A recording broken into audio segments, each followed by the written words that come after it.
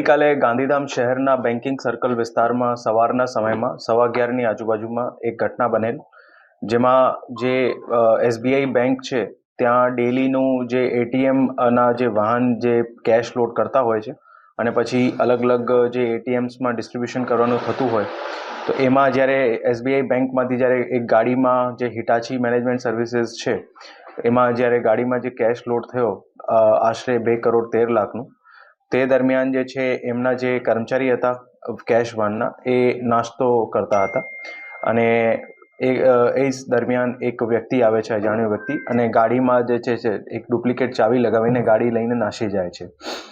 ત્યારે જે ગાડીના જે કર્મચારી હોય છે, જે બાજુમાં જે નાસ્તો કરતા હતા, એ 2 વ્હીલરથી એમને ચેસ કરવાનો ચાલુ કરે અને એ દરમિયાન જ જે છે પોલીસને પણ આ બનાવની જાણ થાય છે.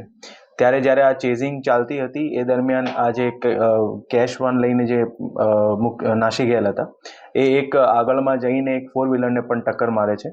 ત્યાં 4 વ્હીલરમાં જે વ્યક્તિ હોય છે એમનું નામ દર્શિતભાઈ ઠક્કર છે.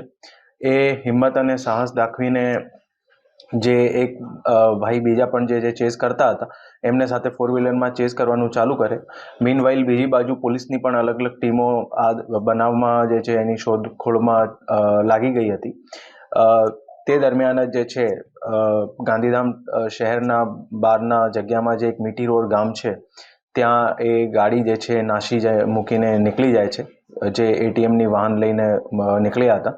અને એ પછી એક બીજા પણ એક જે સ્વિફ્ટ કારમાં બેસીને ત્યાંથી નાસી જાય છે.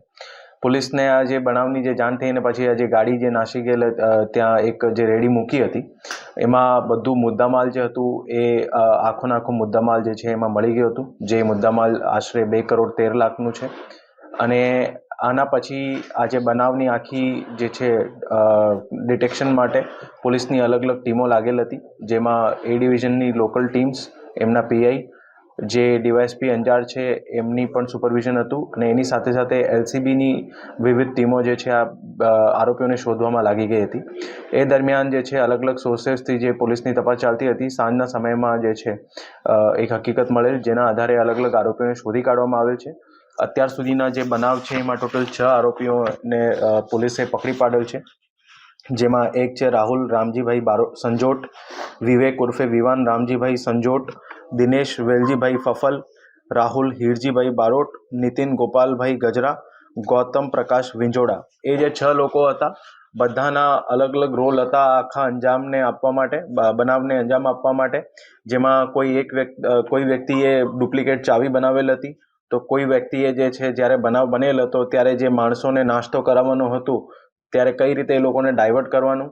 પછી 2 વ્યક્તિ જે છે જે પાછળમાં સ્વિફ્ટ કાર એ લોકોને સાથે મદદગારીમાં હતી, એ સ્વિફ્ટ કારમાં બેઠેલા હતા. એક વ્યક્તિ જે છે આ બનાવને જે ગાડી લઈને નાસી ગયો હતો, એ રીતના બધાના અલગ અલગ રોલ હતા. એ 6 લોકો જે અંજામ આપેલ છે.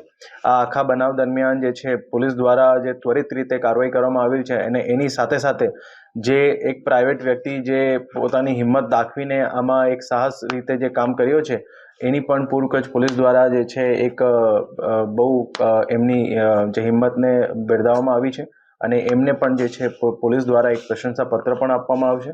અને આ આખા બનાવની અત્યારે તપાસ જે છે ચાલી રહી છે, અને આગળમાં એ લોકોની રિમાન્ડ પણ મેળવવામાં આવશે, અને ત્વરિતથી આમની ચાર્જશીટ કરીને આગળની કાર્યવાહી એમાં કરવામાં આવશે.